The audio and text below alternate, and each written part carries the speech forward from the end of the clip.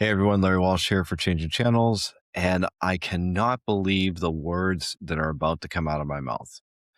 ERP is cool again. Not quite sure about the again part, and some people will take issue with me about being cool now, but there's definitely some movement happening within the ERP segment and specifically within the ERP channel. I've had the opportunity to speak with a number of ERP partners, the companies that resell and support ERP systems and mid-market and enterprise customers, and there's a growing sense of excitement among them. They're seeing new opportunities open up, and a lot of it has to do with three factors is that there's a migration of ERP into cloud-based systems. There is the infusion of AI into ERP systems, which is make them more efficient and more effective. And there's a change amongst the users. The buyers of ERP are no longer white-haired people that are just out there, just risk adverse, not wanting to make decisions or do change. Millennials and Gen Zs are increasingly involved in the selection of ERP systems, and they want things that mirror their personal lives. They want to be delighted by the software, and that is opening up a whole new vista. ERP systems, which typically operate on 6 to 8 year sales cycles, where they'd have to put it in place and wait for a generation for there to be a real opportunity for a displacement, partners are now seeing customers come into them looking for a change, and not just looking for a change because it's time. They're looking for a change even mid-cycle because they want to take advantage of the new resources, the new features, and particularly AI that's being infused in these ERP systems. So it's a good time for us to check in on what's happening in the ERP segment. So we invited Sanket Akerkar, the president and chief operating officer of Acumatica, to join us to talk about what's happening in ERP, what's happening amongst the customers and what they're looking for, and how partners are engaging. This is Changing Channels. I'm Larry Walsh. Let's get into it.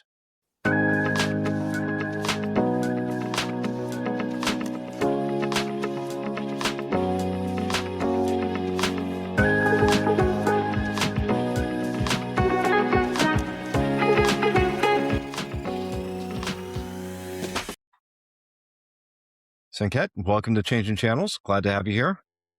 Thanks, Larry. Glad to be here. Appreciate it. So, lots going on at Acumatica, and you just came off of your annual summit. I had an opportunity to talk with a few of your partners that were there. I want to just dive right into this thing because I'm going to say the most unexpected thing ever about ERP being cool again. Yeah. I heard this from your partners, and I think this is a good starting point for us for this conversation. But your partners are talking about us being at an inflection point of ERP being this generational change. Is that you have changes in technology, you have changes in delivery, and you also have changes in the customer that's creating like this perfect storm to rejuvenate interest and have people say, hey, maybe it's time for us to look at ERP again. What's your perspective? It's interesting. I think there's a couple of different things that, I would agree with as it relates to that. I think actually one, I'm going to refer to a statement that a customer actually said to me during Summit. And he said, we believe in abundance. And we believe in that everyone working together actually helps things to be able to move forward well. And that's sort of a very core value from an Acumatica perspective. And I think in today's world, from a technology point of view, all the things that we're seeing changing and the rapidity of things changing actually requires everyone to sort of contribute to the rate of that change and that collective learning. And so I think what's really unique for Acumatica is that sort of community focus with the speed of how technology is changing together. Those things is creating that, view of abundance. And I think our summit was a great reflection of that, of customers saying, around the board, I'm learning so much. There's so much I need to do. I need to go back on Monday and change some stuff. And I think this is really sort of the execution. What's now I can do now, as opposed to some theory or something that's out there that isn't being delivered. So I think that was for me was really powerful from Summit. Yeah. The way I always think about ERP, I go back and so I'm old enough to remember when we didn't have ERP. when IBM was running those commercials explaining to everybody what ERP is. Yeah. And now that I'm thinking about it, they actually didn't explain it. They just said ERP. Right. Um, but I do know, I mean, traditionally, ERP is a very sticky application. Once you put it in, it sits there for a long time. And companies are adverse to making changes because of the complexity, because of the amount of time. In fact, I remember a friend of mine going through an ERP forklift upgrade, moving off of one system to a whole different vendor platform, Hmm. 250,000 SKUs, and they screwed it up. And I mean, talk about a nightmare, not only, the problem, but restating earnings as a result Hmm. of it. Yeah. What makes this time different though? What is it that is like making people say, like your customers, because again, I hear from your partners, they're saying the customers are coming to them looking for something new. They're looking for the what is modern. What's changing now that's driving this renewed interest? Yeah. I mean, I think, going back to what you said about ERP being complicated and where it is and why is it so hard to implement, I think you have to go to the root of what that is. And at the real core of ERP are workflows. It's business workflows. It's how the accounting department works, how the procurement department works. That's how the shipping department works. That's how the operations departments work. And the ERP is those wires that connect how the business works. And we call them digital replica. It's sort of how I think about it. The ERP is a digital replica of a business, and a digital replica of those wires and the specific things of how companies work. And every company is different. How they put in their SKUs and the number of products that they have, whether they manufacture, whether they distribute, whether they sell online, how they price things, everything is unique and different. And so, why is it so hard to implement an ERP? How do you capture all that information and put it in a software system that's in some ways generic, right? When you start, it's a white sheet of paper. It doesn't know your business, doesn't know your workflows. And then as the customer, you're putting all those workflows into the system so it becomes smart and then it reflects you, right? And you want to do that Mhm. so you're optimizing everything. What I think is actually really cool, maybe the analogy I would share is, what my family went on an international vacation last summer, and I used ChatGPT to help me figure out what restaurants I wanted to eat at in all the cities we wanted to go to. And it knows me, it knows what food I like and my dietary restrictions. And, it has this context and it gives me an answer that's very personalized, but it takes the power of the internet and all that available information to do it. And so in today's world, that's what I think is interesting transformation from an ERP perspective. That ERP has to be that digital replica. It has to have all those workflows for those companies and represent them in the best way. But what the technology is able to do, it's able to both make that personal to that business faster. It can make the changes as the business changes, adapt to a new business model faster. It makes it easier to integrate other systems so that you can extend that capability faster. It's the ability to get that information out of the system that's more relevant and faster. And so everything is moving with that speed so you can be more competitive and you can grow and you can take better decision making. And I think those are those core elements of what we're seeing with technology today that makes ERP, cool again and sort of, and really brings new functionality and capability to what we see out there. All right, so you're touching on something that I think is very interesting. Is like I go to a lot of events, and talk with a lot of people, speaking at conferences, and I keep hearing the same reference. This MIT study says 95% of enterprise AI projects fail. And whenever they bring that up to me, I look at them, I go, of course they did. They didn't have any real intent. They just were told to go spend money, which is, I know it's a superficial way of explaining it, but there's a lot of truth behind it. Mhm. What you're describing, though, is that you have both the intent and the solution. That by infusing AI into your ERP application, that you are providing the customers with that roadmap of what is possible and how to do it at the same time. Is that a fair way of describing it?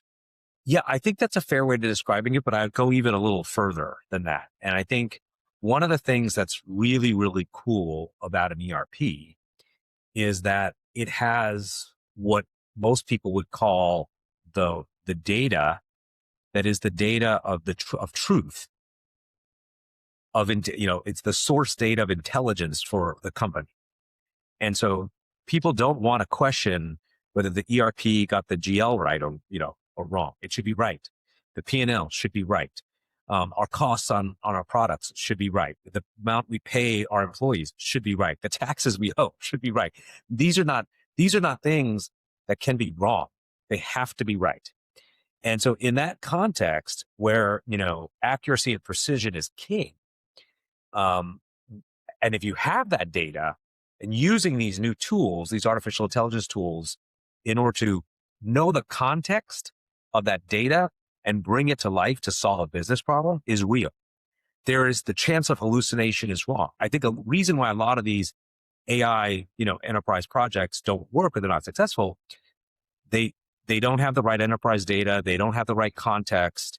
They're not, being used in a way that solves a business problem. But I think because the ERP in some ways is the truth associated to that business, it gives the ERP a leg up in terms of being able to deliver real business value on decisions or taking action on what a business needs. So I think that's what's really different here.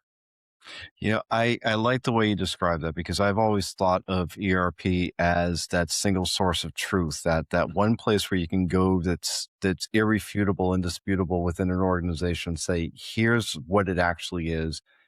Other systems can produce data, but it oftentimes is subjective. But also the thing we do here is that many companies, and when I say many, I would say all of them, don't have the right data to be able to do the things you're describing, that the data, they don't have confidence in the data. They don't have the wherewithal to even understand what they're missing or what isn't mapping correctly. How much of a problem is that, is not just as a problem, but how much of an opportunity is that as well? Because when we look at this in the context of the partners that you deal with, Yeah. that are out there working with the customers, they're the ones on the front lines with this. Uh, how much of a problem is it, and how much of an opportunity is it for them to be the solution to that problem? Yeah, no, it's a great question, and I think there's multiple ways that you could sort of solve that.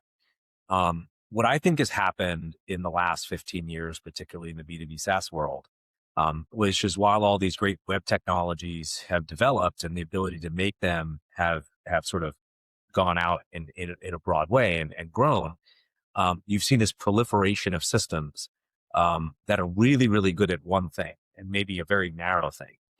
And it's almost operated in some ways as an island to all of the other things that those businesses do. So if you're like, I just need to do my expense reports. Oh, great. I got a solution for that. I just need to recruit really good people. Well, I got a solution for that. So there's there's very, very specific solutions. And I think you can operate a business with that. And I think, at least probably since I've worked before, you might have, 55 logins because you have 55 different B2B apps that you have to log in every time. Yeah. But that's a problem because every time you log into a new system, you lost context. And sometimes that's okay because that business process you're working can happen in that one application. But I would say from a lot of core processes for the business, that's not the case. You actually want the context of the function to stay as the process moves on. And having that context is super, super critical. And so from an Acumatica perspective, we look at this very differently. We're not interested in just being, just one department solution. We want to be the company's enterprise solution. Now we will connect to other solutions that a company needs. We don't, we're not hallucinating that everyone can do everything to run their business in Acumatica. There's always going to be other things that are required. But if you think about the core pieces of how a construction company operates or a manufacturing company operates, we want 60, 70, 80% of the core things that company does, its real purpose, to be done in Acumatica. Why? Not because we're like, oh, let's figure out how to extract more money from the customers. No. That context, staying within that context actually makes that the end users, the individual end users, more productive. Right. So if you're the field service guy implementing, an HVAC system, you want to know what the cost was of the procurement person who bought it, right? And where that came from and where the warranty is and all those different pieces and, et cetera, et cetera. And so you want to be able to see all of that information, regardless that it started and originated by procurement and you're the field service person. And so that sort of context I think is really important. So for our partners, it's about how do we help how do we help them to tell that story so that the customers can get real value out of that connectedness? Instead of just sort of saying, hey, let's go and sell you 18 solutions. Why do I need 18 solutions? I can maybe just do it with one. And the fidelity that you get by having that one solution is actually going to help the business be more productive and compete better. So that's how I would think about it. No, no, like it's reasonable. I think it's a great positioning. But I think that again, coming back to the key word there is trust. Yeah. And whether we're talking about the operations of a business or the security layers around it, trust is always a critical factor. You're giving somebody else access to everything that it's your heart, it's the blood, it's everything that makes this corporate organism work. Mhm. Um, and I can tell you again, I was speaking with some of your partners about this, is that they talk about building new muscle, Mm. that they have to be an expert in your platform as well as being an expert in their customer's business. So there's a lot of Yes. specialization that goes on. Is Mhm. that really the trend that you find, is that in order to achieve this level of trust, this level of that confidence between the customer and the partner that's working on your behalf, that they have to be really specialized in knowing their customers industry to make you better? Yeah, I mean, absolutely. I think this is what is really sort of part and parcel of how, we from an Acumatica perspective think about how we go to market. Our core responsibility is to make great software that's highly scalable with high quality, that has as much of the business functionality, the industries that we serve, at the broadest breadth. What our partners are there is to make sure they understand each of those customer specific situations, their industry, the specific way they operate, their regional requirements, their where they are on the maturity curve based on their size, um, and being able to bring our software to them. And in some ways, you can almost view it as like turning the corner. So you Hmm. sort of have the software come this way, and the partner turns the corner to make it relevant to a specific company. And we connect at the corner. Acumatica comes down this way and the partner comes this way, and then brings that relative to that specific company. I think that's an important concept in terms of then together, us with the partners can bring the right relevant and depth solution to the customer. And that's all, it is all about trust. The customer wants to know, do you understand my business? Do you know what I'm going through? Can you advise me on how to do this better? I know what I know, but I also know I don't know what I don't know, right? So how are you helping me to think through that? And they really rely on our partners to be able to help provide that level of knowledge and expertise. Yeah. I the way you describe this, I understand the relationship, but Mhm. you have a complex application Yeah. that layers on top of a hydra of complexity within many of these organizations, even within the mid-market companies that you service, is that these are still there's a lot of variables to go into it, a lot of Mhm. different workflows, not all of them naturally connect to one another. And then you have the vertical or the industry circumstances around it that have to be accounted for. Now you're adding AI on top of it. How do you, as a company, as Acumatica, both enable the downstream partners between you and the market, and Mhm. then helping them to enable the customers? How do you help them get around that next corner when it is not just a corner? They're running into a mountain that they have to climb up to. Yeah, so I think the way that we are doing it is in multiple different ways. The first part in terms of what we're doing is we're establishing core infrastructure, the capabilities in our platform that are the broadest base in terms of enabling AI inside of the product. And that's how we think about everything. Our platform is where our modules are built. It's how we, operate on any device. It's how we manage security positions. It's how we move data in and out of the system. And so AI fundamentally needs to be in that platform, and it needs to be ubiquitous and operate the same way across all of the modules and all the capabilities. And that's what we call AI Studio. Hmm. But it's not enough to just stop there, right? Then what we need to do is say, okay, in addition to that, how do we make sure that our customers can actually not just imagine, but be fulfilled with very specific scenarios that help them do their jobs better. And so, at Summit, we were able to showcase that functionality with the AI assistant, which is now much more specific in saying, okay, as an end user, whether I'm shipping or I'm a controller, this is how I would use AI to do my job differently. It's a substantiation of the capability that's in artificial intelligence studio. So it's, let's sort of think about the studio as the base, and the assistant is one thin way or a line that comes up the base that substantiates value to an end user. So it makes it easy. And so I think we take that view very broadly across all of our products in this approach. And that's how we're using it for AI. And so what our partners now do is, while we can show one or two scenarios in terms of how that's used, we've given the power of the AI studio to our partners to be able to create those capabilities for our customers themselves. So if a customer doesn't feel like they understand AI or don't know how to use it or don't understand the security elements of it or not sure they're comfortable, well, our partners can step in with their knowledge and capabilities and say, hey, let me show you what you would do to help your sales team be more effective or your customer support team be more effective using AI Studio. And they could build that for them. And so we have training, and we have capabilities that we're sharing with our partners to be able to showcase that for our customers, so they can get more value out of that functionality, that core functionality that's in the platform. Yeah. And the AI studio itself also is, I mean, like I think it's kind of cool that, you don't have to be a coding expert nowadays anymore to do this. And then Acumatica has actually done this and infused your AI studio with low code capabilities.